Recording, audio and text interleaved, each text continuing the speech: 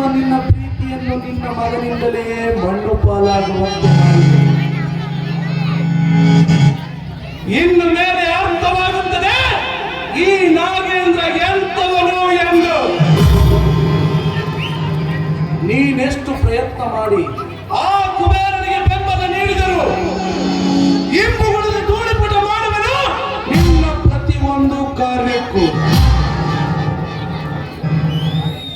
ಮೊದಲು ನಿಧಾನವಾಗಿ ನಿನ್ನ ಎಲ್ಲ ಆಸ್ತಿಯನ್ನು ನನ್ನ ಕಡೆ ಮಾಡಿಕೊಂಡು ನಿನ್ನ ಮಗನಿಂದಲೇ ನಿನ್ನ ಕತ್ತಿಗೆ ಕೈ ಕೊಟ್ಟು ಹೊರನೂಗಿಸಿ ನಿನ್ನ ಕೈಗೆ ಭಿಕ್ಷೆಯ ಪಾತ್ರೆಯನ್ನು ಕೊಟ್ಟು ಭಿಕ್ಷಕನಂತೆ ತಿರುಗಿಸದಿದ್ದರೆ ನನ್ನ ಹೆಸರು ವಿಷಪೂರಿತ ನಾಗೇಂದ್ರನೇ ಅಲ್ಲ.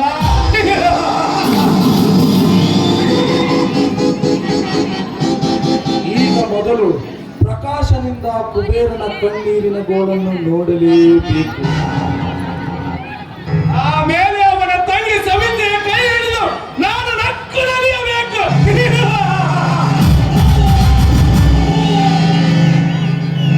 ಕಾರ್ಮಿಕರ ಸಂಬಳವನ್ನು ಎತ್ತಿ ಹಾಕಿ ನಿನ್ನ ಬೊಕ್ಕಸವನ್ನು ತುಂಬಿಕೊಂಡವನು ನೀನೇ ಅಲ್ಲವೇ?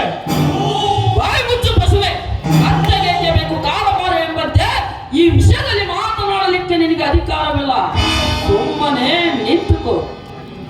ಅವನೇ ನಮ್ಮ ಫ್ಯಾಕ್ಟರಿಯ ಒಡೆಯ, ಅದರ ಎಲ್ಲ ವ್ಯವಹಾರದ ಕೂಲಿ ನಾಗೇಂದ್ರನಿಗೆ ಸೇರಿತ್ತು ಅಂದಾಗ ನೀ ಮಾಡಿದ ಅನ್ಯಾಯಕ್ಕೆ ಮುಯಿ ತೀರಿಸಿಕೊಳ್ಳಲು ಬಂದಿರುವೆ ಕೆರಳಿದ ಸರ್ಪವಾಗಿ.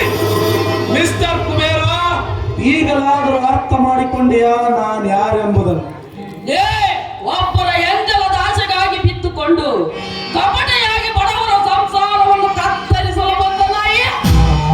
ನೀನು ಮಾಡಿದ ಹೇಯ ಕೆಲಸವನ್ನು ನನ್ನ ಮೇಲೆ ಹಾಕಿ ನನ್ನ ಹೆಸರಿಗೆ ಕಳಂಕ ತಂದೊಡ್ಡಿದೆಯೋ ಪದ್ಮಾಸ್ತನ ಮಗನ. ಆ ಪದ್ಮಾಸ್ತನ ಮಗನ ನನ್ನ ಹಣ ಎತ್ತಿ ಹಾಕಿದ್ದಲ್ಲದೆ ನನ್ನ ಮಾವನಿಗೆ ಬಾಯಿಗೆ ಬಂದಂತೆ ಭಗವತಿಯ ನಿನ್ನನ್ನು ಹಾಗೆ ಬಿಡುವುದಿಲ್ಲ. ಶ್ರೀಮಂತರು ಹೇಳುವ ಮಾತು ನಿಜವೇನೋ? ಅಪ್ಪ, ಯಾವುದು ಸತ್ಯ ಯಾವುದು ಅಸತ್ಯವೆಂದು ನುಡಿಯಲಪ್ಪ. ನನ್ನನ್ನು ಎತ್ತಿ 25 ವರ್ಷಗಳ ಕಾಲ ಜೋಪಾನ ಮಾಡಿದ ನಿನಗೆ ಗೊತ್ತಿಲ್ಲವೇ ನನ್ನ ವಿಷಯ? ನನಗೆ ನಂಬಿಕೆ ಇದೆಯಪ್ಪ, ಸಂಪೂರ್ಣ ನಂಬಿಕೆ ಇದೆ. ಶ್ರೀಮಂತರೇ, ನಿಮ್ಮ ಕಾಲಿಗೆ ಬಿದ್ದು ಬೇಡಿಕೊಳ್ಳುವೆ ನನ್ನ ಮಗ ಮಾಡಿದ್ದು ತಪ್ಪಾಯಿತು ಎಂದು. ಆದರೆ ಬಡವರ ಹೊಟ್ಟೆ ಮೇಲೆ ಬರಿ ಏಟು ಹಾಕಬೇಡಿರಪ್ಪ. ಈ ಕೆಲಸವನ್ನು ತಮ್ಮ ಮಗನೇ ಮಾಡಿದ್ದೇನೆಂದು ತಿಳಿದು ಇದೊಂದು ಸರಿ ಅವಕಾಶ ಕೊಡಿ. ಅಪ್ಪ, ಕಟುಕರ ಕೈಯಲ್ಲಿ ಸಿಕ್ಕ ಕುರಿಯು ಕಣ್ಣೀರು ಸುರಿಸಿ ಜೀವದಾನ ಬೇಡಿದರೆ ಬಿಡುವನೇನು ಆ ಕಟಕ. ಎಂತವರಲ್ಲಿ ಕ್ಷಮೆ ಕೇಳುತ್ತೀಯಲ್ಲಪ್ಪ, ಬಿಡು ನಿನ್ನ ಹಠ. ಬಾಯಿ ಮುಚ್ಚು ಬೆಪ್ಪ. ಸಿಟ್ಟಿನ ಆವೇಶದಲ್ಲಿ ಸಿಕ್ಕಂತ ಮಾತನಾಡಿ ನನ್ನ ತಂದೆಯಾದ ನನ್ನನ್ನೇಕೆ ಹೊರಗೆ ಸಣ್ಣಾಗಿಸುತ್ತಿರುವೆ? ಶ್ರೀಮಂತರೇ, ದೊಡ್ಡವರಾದ ತಾವು ದೊಡ್ಡ ಮನಸ್ಸು ಮಾಡಿ ಇದೊಂದು ಸರಿ ಕ್ಷಮಿಸಿ, ಬೇಕಾದರೆ ಹಣವನ್ನು ಮುಂದೆ ಮುಟ್ಟಿಸುತ್ತೇವೆ. ಆಯ್ತು ಶಿವಪ್ಪ, ಕುಬೇರ ಮಾಡಿದ್ದು ಬೇರೆ ಅಲ್ಲ, ನಾನು ಮಾಡಿದ್ದು ಬೇರೆ ಅಲ್ಲ. ಇದೊಂದು ಸಾರಿ ಕೆಲಸ ಹೋಗಲಿ, ಹೇಗಾದರೂ ಮಾಡಿ ನನ್ನ ತಂದೆಯವರಿಗೆ ತಿಳಿಸುತ್ತೇನೆ. ಸಂತೋಷವಾಯಿತು ಎನ್ನ ಮನಕ್ಕೆ ಹಸಿದೊಡಲು ತುಂಬಿದಂತಾಯಿತು. ನಿಜವಾಗಿಯೂ ಈ ಬಡವರ ಬಾಳಿಗೆ ಸೂರ್ಯ ಉದಯಿಸಿ ಇಡೀ ವಿಶ್ವಕ್ಕೆ ಬೆಳಕು ಚೆಲ್ಲಿದಂತಾಯಿತು. ಶಿವಪ್ಪ, ನಿನಗಷ್ಟೇ ಏಕೆ, ಇಡೀ ವಿಶ್ವಕ್ಕೆ ತನ್ನ ಪ್ರಕಾಶವನ್ನು ಚೆಲ್ಲುತ್ತಾನೆ ಆ ಸೂರ್ಯ. ಆದರೆ ಆತನ ಪ್ರಕಾಶವನ್ನು ಮುಚ್ಚಲು ಗ್ರಹಣ ಹೊಂದಿದೆಯಲ್ಲ. ನನಗೊಂದು ಅರ್ಥವಾಗಲಾರದು ನೀವು ಆಡಿದ ಮಾತು. ಪದೇ ಪದೇ ತಿಳಿಸಿ ಹೇಳುತ್ತೇವೆ, ನಾನು ಕೊಟ್ಟ ಸಾಲ ತೀರಿಸುವೆಂದು. ಪ್ರಕಾಶಪ್ಪನವರೇ, ನನ್ನ ಮಗನಿಗೆ ಬರ್ತಕ್ಕಂಥ ಸಂಬಳದಲ್ಲಿ ಎಲ್ಲವನ್ನು ತೀರಿಸಿ ಇನ್ನು ಸ್ವಲ್ಪ ಏನಾದರೂ ಉಳಿದಿರಬಹುದು. ಸ್ವಲ್ಪ ಒಂದು ರೇಟಪ್ಪ, ಏನ್ ರೋಟಕ್ಕೋ ಚಟಕ್ಕೋ 1/4 kg 1/2 kg ಅಲ್ಲಪ್ಪ ಶಿವಪ್ಪ. ನಿಮ್ಮ ಬಡ್ಡಿ ಲೆಕ್ಕ ಬಾಕಿ ಚುಕ್ತ ಬರೆದಿಡ ನಾನು. ನನ್ನ ಕಣ್ಣು ತಪ್ಪಿಸಿ ಲೆಕ್ಕ ತೀರ್ಸ್ಯಾನ ನಿನ್ನ ಮಗ. ಸ್ವಚ್ಛತೆ ಹಚ್ಚಗ ನಡೆಯಲ್ಲಿ ಬಿತ್ತಿ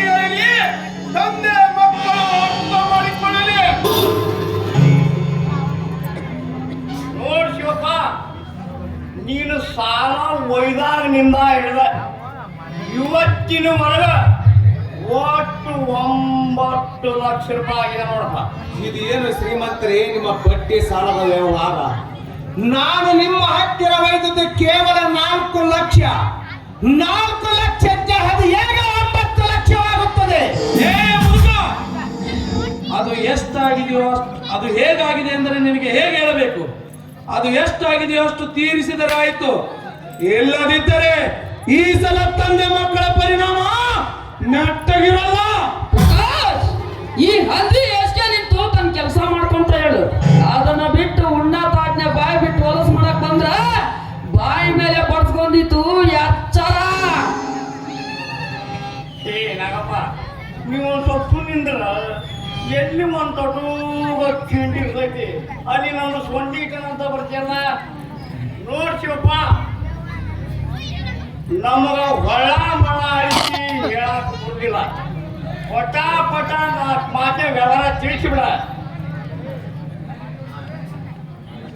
ಪ್ರಕಾಶಪ್ಪನವರೇ, ಕರ ಮುಗಿದು ಸ್ಥಿರವಾಗಿ ಬೇಡಿಕೊಳ್ಳುವೆ ನೀನೇ ಕರುಣಾಮೂರ್ತಿ ಎಂದು. ಸತ್ಯ, ಧರ್ಮ, ನ್ಯಾಯ, ನೀತಿ ಎಲ್ಲವನ್ನು ಬಲ್ಲವರು ನೀವು.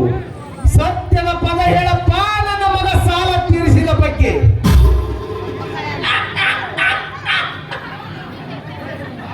ಮತ್ತು ತಿರ್ಗಾ ಊರ್ಗ ಹಬ್ಬ ಮಾತಾಡ್ತಾರಲ್ಲ ಶಿವಪ್ಪ.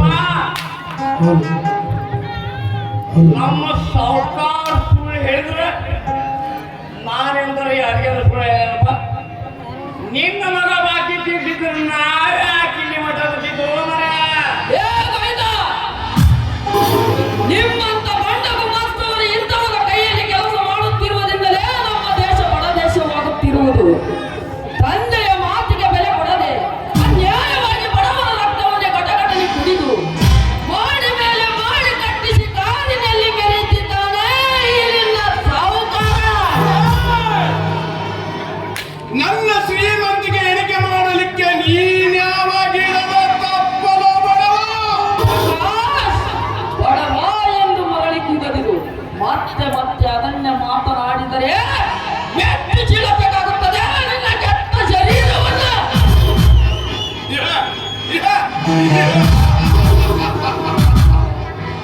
ತುತ್ತು ಅನ್ನಕ್ಕೆ ಗತಿ ಇಲ್ಲದ ತಿರುಗ ನನ್ನ ಮನೆ ಅನ್ನ ತಿಂದು ನನಗೆ ಸೊಕ್ಕಿನಿಂದ ಮಾತನಾಡ್ತೀಯ. ನೀನೀಗ ತಂದೆ ಮಕ್ಕಳು ನನ್ನ ಸಾಲ ತೀರ್ತೆ ಓದತಿ ಕಟ್ಟಿ ಉಸುಲಿ ಮಾಡಬೇಕಾಗತ್ತದೆ. ಈ ಎತ್ತರ ಏ ಪುಣ್ಯವಂತ ನಾರಾಯಣ, ಸಾಹುಕಾರನ ಹೊಟ್ಟೆಯಲ್ಲಿ ಹುಟ್ಟಿ ಬಂದ ಕೋಣವೇ, ನೀ ಕೊಟ್ಟ ಸಾಲವನ್ನು ನಾನು ಎಂದೋ ತೀರಿಸಿದ್ದೇನೆ. ಅದನ್ನು ನಿನ್ನ ಬಳಿ ವಿಚಾರಿಸದೆ ನಾನೊಬ್ಬ ಸಾಹುಕಾರನೆಂಬ ಸೊಕ್ಕಿನಿಂದ ನೀ ನನ್ನನ್ನು ಮುಟ್ಟಲು ಬಂದರೆ ನಿನ್ನ ಕಥ ಇಲ್ಲಿಯೇ ಬಿದ್ದು ಹೋಗುವುದು. ನೀನೇ ಎಚ್ಚರ.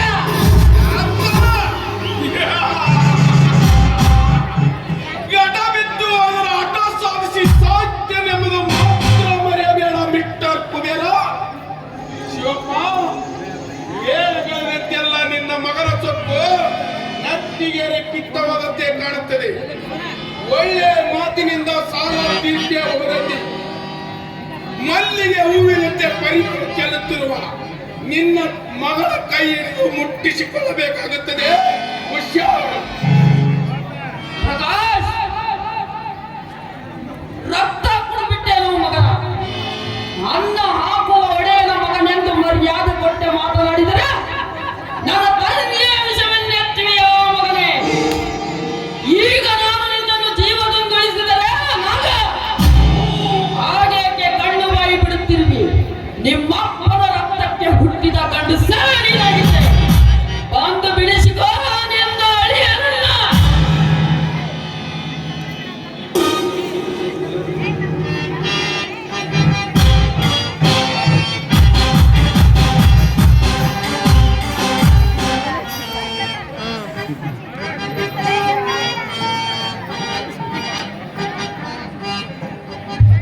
ಏನಿದು ಗಲಾಟೆ? ಕೈ ಬಿಡು ಅವನ ಕುತ್ತಿಗೆ.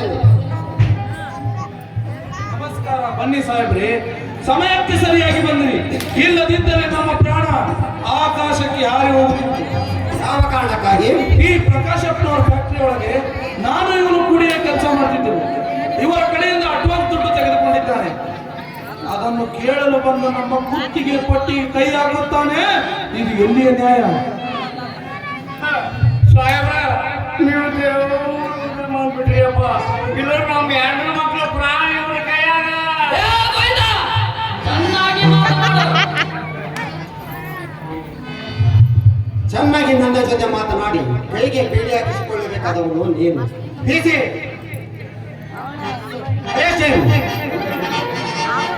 ಇದೇನು ಸಾಹೇಬರೇ, ನನ್ನ ಮಗ ಯಾವ ತಪ್ಪು ಮಾಡಿದ್ದಾನೆ ಅಂತೇಳಿ ಅವನನ್ನು ಅರೆಸ್ಟ್ ಮಾಡುತ್ತಿರುವಿರಿ?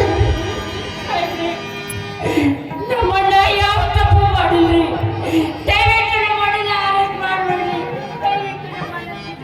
ಹೇಳ ಹುಡುಗಿ, ಹೆಣ್ಣಾದ ನಿನಗೆ ಬೇಕು, ಸುಮ್ಮನೆ ನಿಂತುಕೋ. ನೋಡಿ ಸಾಹೇಬ್ರ, ಇವನ ಇವರ ತಂದೆ, ಈ ಹುಡುಗಿ ಇವರ ತಂಗಿ, ಇವ್ರೇನ್ ಅದ ನೋಡ್ರಿ ಗಳಗಂಟ್ಯರು. ಪ್ರಕಾಶ್, ನನ್ನ ಕಣ್ಣೆದುರಿಗೆ ನನ್ನ ತಂದೆ ತಂಗಿಗೆ ಅವ್ಯಾಚ ಶಬ್ದದಿಂದ ಮಾತನಾಡು ಯಾವ ಮಗನೇ? ನೋಡಿ ನೋಡಿ ಸಾಹೇಬ್ರ, ನಿಮ್ಮ ಕಣ್ಣೆದುರಿಗೆ ಯಾವ ನಮನಿ ಮಾತಾಡ್ತಾನೆ ಅವನು? ಸಾಹೇಬ್ರೆ, ನನ್ನ ಮಗ ಯಾವ ತಪ್ಪು ಮಾಡಿಲ್ಲ ರೀ. ನಿಮ್ಮ ಕಾಲಿಗೆ ಬೀಳುವೆ, ಬಿಟ್ಟು ಬಿಡ್ರಿ ಅವನನ್ನು. ಹಾಗೆ ಬಿಡಲಿಕ್ಕೆ ಬರುವುದಿಲ್ಲ ಶಿವಪ್ಪ. ಕಾನೂನಿನ ಪ್ರಕಾರ ಅರೆಸ್ಟ್ ಮಾಡಲೇಬೇಕಾಗುತ್ತದೆ. ಇದೇ ನಿಮ್ಮ ಕೊನೆಯ ನಿರ್ಧಾರವೇನು ಸಾಹೇಬರೇ? ನಿಮ್ಮ ಕಾನೂನು ನಡು ರಸ್ತೆಯಲ್ಲಿ ಒಂದು ಹೆಣ್ಣಿನ ಮಾನ ಪ್ರಾಣ ಹೋದಾಗ ಎಲ್ಲಿ ಹೋಗಿತ್ತು ನಿಮ್ಮ ಕಾನೂನು? ಲಂಚಕ್ಕಾಗಿ ಕಳ್ಳ ಬಟ್ಟೆ ಸಾರಾಗಿ ಅವಕಾಶ ಮಾಡಿಕೊಟ್ಟು ಅವರ ಹೆಂಡತಿರು ಮಾಂಗಲ್ಯ ಮಾರುವುದನ್ನು ನೋಡಿ ಹಾಗೆ ಕೈ ಬಿಟ್ಟಿದೆಯಲ್ಲ ನಿಮ್ಮ ಕಾನೂನು. ಈಗ ಏನು ವಿಚಾರಿಸದೆ ಈ ನನ್ನ ಮಗನನ್ನು ಎಳೆದು ಒಯ್ಯುತ್ತಿರುವುದಲ್ಲ ಎಲ್ಲಿಂದ ಬಂತ ಈ ನಿಮ್ಮ ಕಾನೂನು?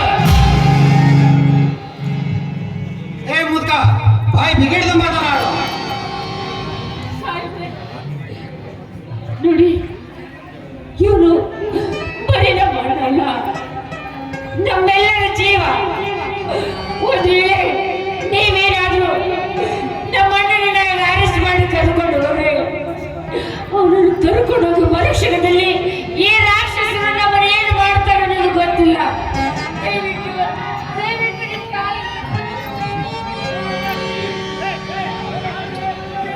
ನಿನ್ನಣ್ಣ ಜೈಲಿಗೆ ಹೋಗುತ್ತಾನೆಂದು ದುಃಖಿಸಿ ಕಂಬನಿ ಮಿಡುಕದರೆ ತಂಗಿ, ಈ ನಿನ್ನ ಅಣ್ಣನ ಬಹುಮನದೊಳಗೆ ಜೀವ ಶಕ್ತಿ ಇರುವವರೆಗೂ ನನ್ನ ಮನೆತನಕ್ಕೆ ಕಣ್ಣು ಹಾಕಲು ಆ ಬ್ರಹ್ಮನಿಂದಲೂ ಸಾಧ್ಯವಿಲ್ಲ.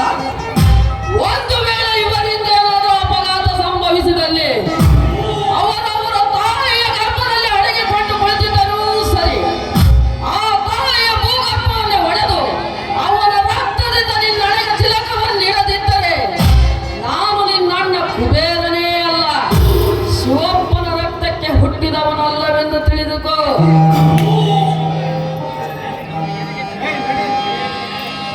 ಏ ನಡೆಯನ್ನು ಸತ್ಯಕ್ಕೆ ತೊಡಿಸಿದ ಸಂಕೋಲೆ ತಂಗಿ, ವಿಧಿ ಬರೆದ ನೀನೇ. ವಿಧಿಯಾಣೆ ನೀನೇ,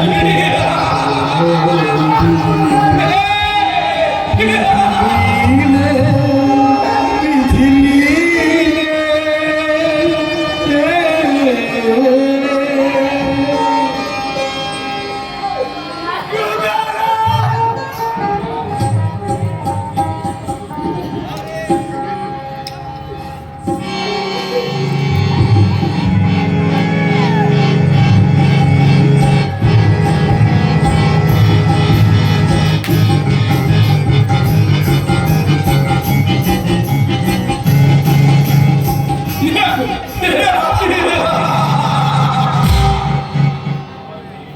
ಶಿವಪ್ಪ, ಹೇಗಾಯಿತು ನಿನ್ನ ಮಗನ ಜೀವನ?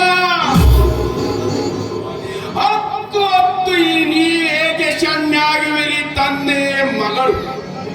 ಈಗ ನಿನ್ನ ಮಗ ಕುಬೇರ ಬಹುದೂರ ಹೋಗಿಬಿಟ್ಟ. ಶಿವಪ್ಪ, ನನ್ನ ಮೇಲೆ ಕೈ ಮಾಡಿದ ತಂದೆ ಕೂಡ ಬಿಡುವವನು ಈ ಪ್ರಕಾಶ್.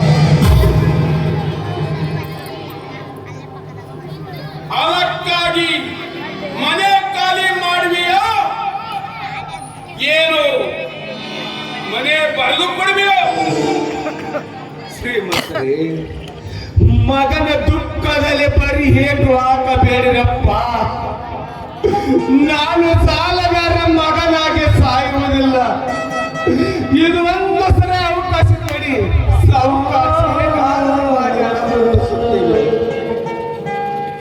ಅದು ಎಂದೂ ಸಾಧ್ಯವಿಲ್ಲ.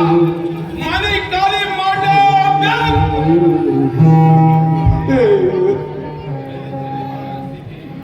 ಇರದಿದ್ದರೆ ಮಗನ ಸ್ಥಿತಿಯು ನಿನಗೂ ಬರುವುದು. ಆಗ ನಿನ್ನ ಕೈಯಾರ ನಿನ್ನ ಮಗಳ ಬೀದಿಯಲ್ಲಿ ಒಂದೇ ಆಗುತ್ತಾನೆ. ಯೋಚಿಸಿ ನೋಡು. ಅಪ್ಪ, ಯಾಕಪ್ಪ ಇಂಥ ದುಷ್ಟರಿಗೆ ಬೇರುಡಿಗಳನ್ನ ಆಡ್ತಿದೀಯಾ? ಎಲ್ಲ ವಿಧಿ ಆಟ. ಬೇರುಡಿಗಳಾಡಿ ನಮ್ಮನ್ನೆಲ್ಲ ಸಂಕಷ್ಟಕ್ಕೆ ಸಿಗಿಸ್ತಿದೀಯ. ರಾಮಾಯಣದಲ್ಲಿ ರಾಮ ಲಕ್ಷ್ಮಣರಿಗೆ ವನವಾಸ ತಪ್ಪಲಿಲ್ಲ.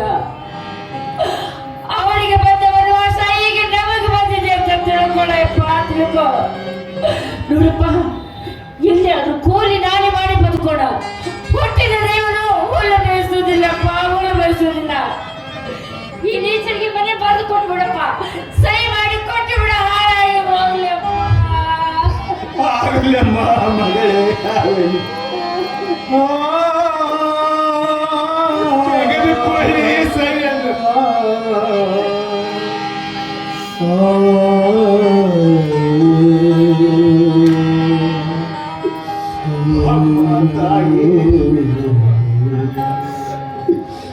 ಗುಡುಗು ಸಿಡಿಲುಗಳಿಂದ ಮಳೆ ಕೆಳೆಯಿಂದ ನಡಿಗೆ ಸಾಯುವ ಈ ನಿನ್ನ ಮಕ್ಕಳನ್ನು ಎಂದು ಹೊರ ಹಾಕಿ ಕಳಿಸುತ್ತಿರುವೆಯ ತಾಯಿ.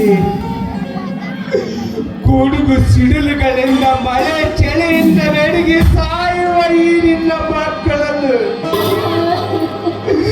ಎಂದು ಹೊರ ಹಾಕಿ ಜನರೆದುರು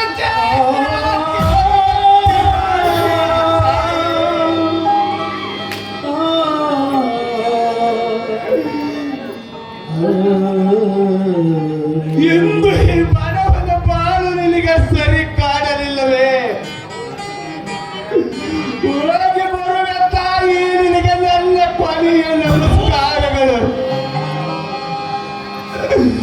ಸತ್ಯ ಅಸತ್ಯತೆಯನ್ನು ನೋಡುವ ಶಕ್ತಿ ನಿನ್ನಲ್ಲಿದ್ದರೆ ಈ ನಿನ್ನ ಮಗನನ್ನು ಕರೆದು ಮಲಗುವಂತ ಮತ್ತೆ ನೆರಳ ಕೊಡುತ್ತೀಯ ಅಮ್ಮ.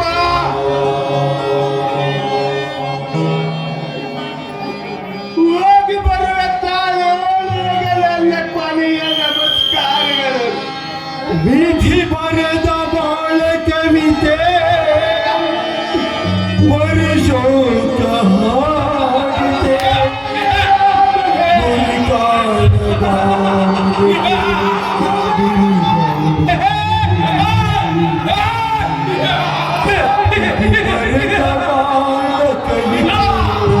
ವರ್ಷೋಕ ಹಾಡಿದೆ.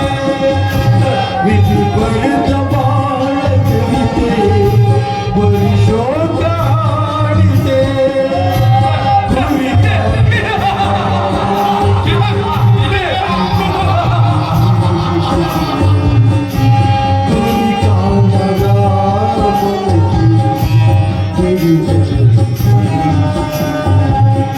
ಪ್ರಕಾಶ್, ಮುಗಿಯಿತಲ್ಲ ನಮ್ಮ ಕೆಲಸ, ನಡೆಯನ್ನು ಹೋಗುವ. ಒಂದು ವೇಳೆ ನಿನ್ನ ತಂಗಿ ಏನಾದರೂ ಇವನ ಬಗ್ಗೆ ತಲೆ ಕೆಡಿಸಿಕೊಳ್ಳಲು ಅದಕ್ಕೆ ನೀನು ಸಿದ್ಧತೆಯಿಂದಿರಬೇಕು. ನಾಗರಾಜ್, ನಾನೆಲ್ಲ ಸಿದ್ಧತೆಯಿಂದ ಇದ್ದೇನೆ. ನಡೆಯನ್ನು ಹೋಗೋಣ.